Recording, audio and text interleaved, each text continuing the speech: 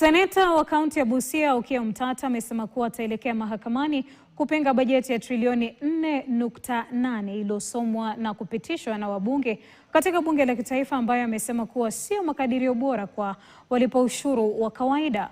Omtata amesema kuwa bajeti hiyo itazidi kumuumiza Mkenya wa kawaida, kando na kufungua mwanya wa ufisadi kwa baadhi ya viongozi wa ngazi za juu serikalini.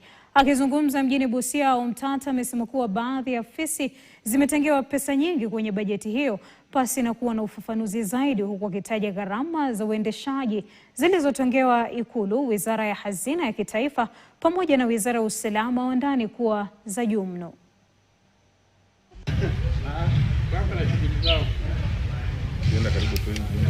Labda mfanye hivi.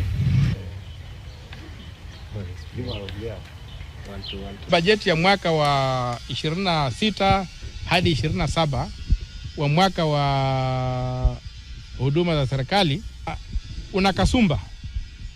Kuna pesa zimewekwa pale kuibiwa.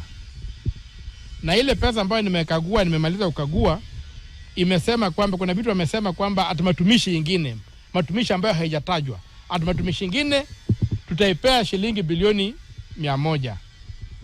Mimi nauliza, sheria inasema kila tumishi la serikali litajwe na lipewe gharama yake. Naenda kuchukua hatua hii wiki inayokuja kwenda mahakamani kuweka hoja ya kusema kwamba hii bajeti vile imekaa isione mwangaza, tuiue, na hii finance bill ambayo wamepitisha juzi ya kutuongezea matumizi, kutuongezea ushuru, pia ikunywe maji na wapunguzie Wakenya wa ushuru, na kila pesa ya Kenya ijulikane, kwa sababu kwa hii mabila nimekagua hiyo bajeti ni karibu shilingi bilioni 600 zimetengwa kwa ufisadi.